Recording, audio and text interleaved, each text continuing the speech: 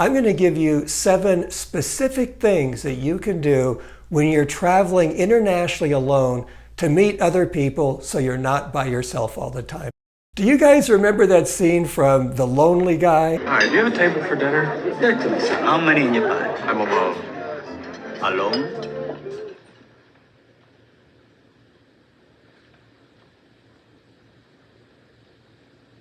Can you identify with that? So I came up with ways to always have the option of being around other people, whether it's locals or fellow travelers, when I'm traveling internationally. And it worked so well for me that 2 years ago on a trip to Thailand, I actually met a woman that a few months ago became my wife. If you don't know me, my name is Randy Hicks and my channel is Retired Global Life.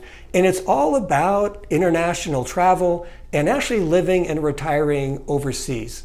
So let me lay out those 7 specific things that you can do. So number 1 is part-time language school in the city that you're visiting. It's not a free option. Most of the options I'm going to give you are free. This one's not, but it is really a great option. And I use this all the time when I was traveling alone. Go online, just go to Google and put in the city that you're looking and language schools for that particular language. And you're going to come up with literally dozens of language schools that you can attend. Most of these schools offer classes just a couple hours a day if you want, sometimes just a couple days a week.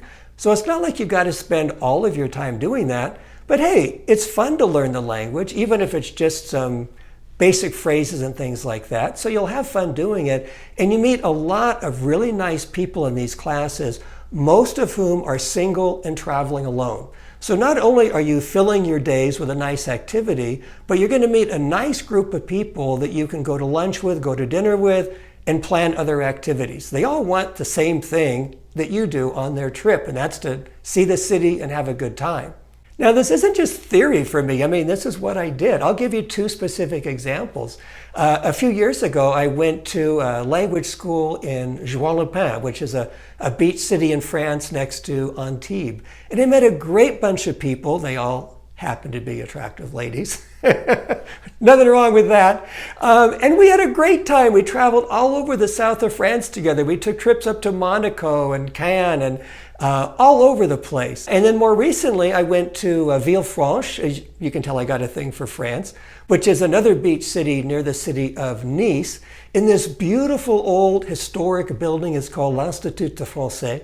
And great school. And I met another great group of people there, and we went out all the time. They all came over and we made chicken tacos and quesadillas together. Don't ask me why we made Mexican food in France, but it's all I knew how to do. All right, now let's move on to some free options, and especially if you're not into learning languages, these will be for you.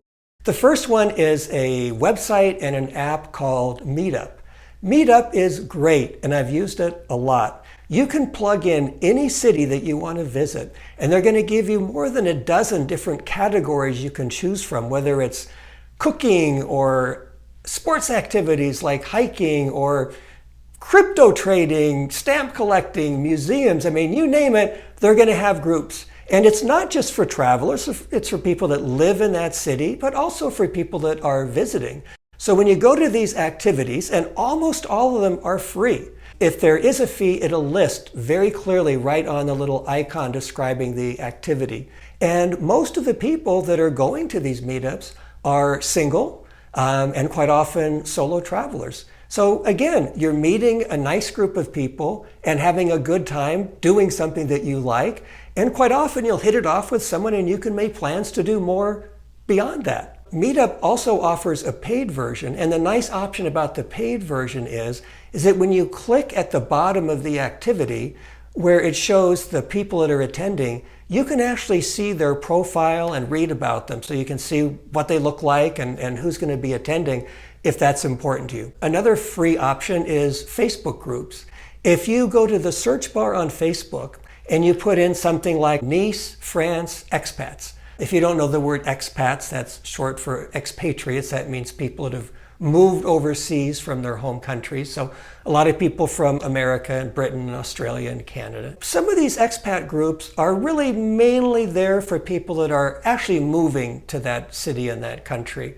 They may not be that interested in you as a temporary visitor, but a lot of them are very welcoming for anyone coming, and you can join their activities. They have monthly meetings. Usually everything is free. It's another good option that you have. And you can also do things completely on your own. You don't have to do these things through groups.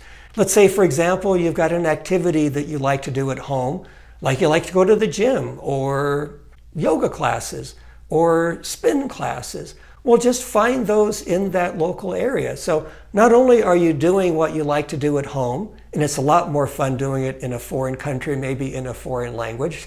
And again, you're not only having a good time doing an activity that you like, but maybe you're going to be meeting people that you have a coffee with after. Let me talk about coffee for a minute, because it brings up another point, and that is your attitude.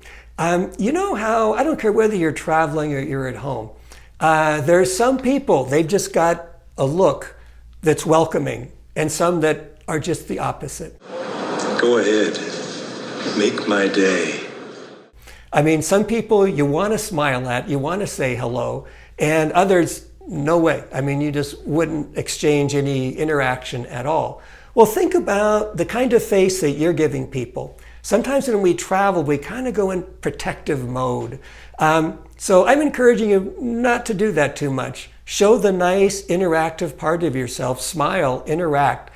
So I've got a couple more things that are a little bit more time consuming, but in a way they might actually be the best. But before I get to those, can I ask you to leave a comment on this video? I am super interactive with my audience. I mean, even some of my videos have been quite popular and gotten over like 500,000 views and thousands of comments. And I actually answer every single one of those comments. And I can tell you for a fact, a lot of people watching videos read comments. So take a minute and talk about advice you have on what to do and not to do when traveling alone to meet people and have a good time and a safe time. And anyway, I'd appreciate if you do that. The last two things I'm going to talk about are similar, but in a way completely different. And it involves a little bit more investment of your time, but it can be more rewarding. And you have to have, at least like a month or two before you're leaving for your trip for this to work. And that is to join language exchange groups. I want to learn French. They want to learn English. And this is not paid tutoring. This is 100% free. You just connect through the site, and then on your own through WhatsApp or whatever you want to use. You schedule an hour once a week and maybe spend 30 minutes talking French, and they help you with French. And then the next 30 minutes, vice versa, we're speaking English and I help them with English. So not only is it a great way to build language skills, but kind of relevant to our conversation today, you can choose someone that's going to be in the city and the country that you most like to go to. So it's not unusual at all to make friends from this. And so when you go to that country, this is kind of like pen pals, but for this century, you know somebody. And usually these people are really very happy to show you their city. You've got a free guide, and you can kind of continue what you did online. The biggest one is called HelloTalk.com. It's got about 50 million members. This thing is huge. People in every country, every language. But you have to pay to join. It's probably a really good investment because you can just do it for a few months. If you don't like it, you can stop. They do offer a 3-day free trial period. But there's other ones that you can do for free, so I'm going to talk about those.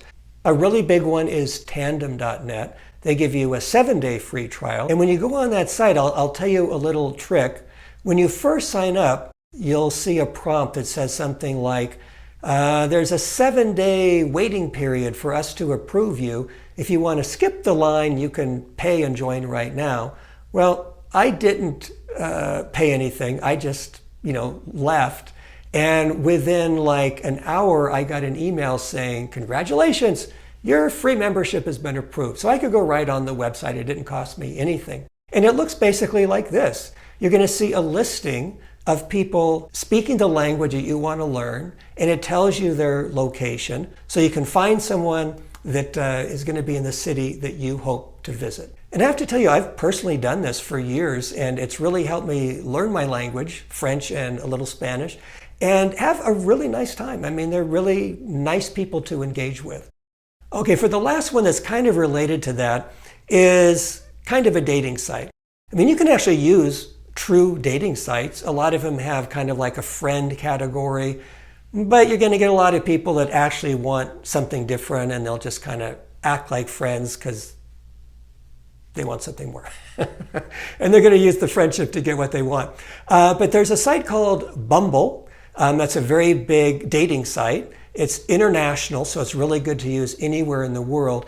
And they have a completely separate app. It's not the Bumble dating app. It's called Bumble BFF. And that's strictly for making friends. And that's a great thing that you can use to plug into a particular city, get to know people in advance. I guess you could do it while you're just there as well. But it's nice if you can kind of form a little bit of a relationship beforehand, and then they're expecting you when you come, and that's one more person that you can hang out with. Okay, that's it. We're done. I hope you found this a fun and informative video. If you're interested in living and working overseas, you might want to check this video out. I'll leave a link for it in the description and also in the first comment below this video.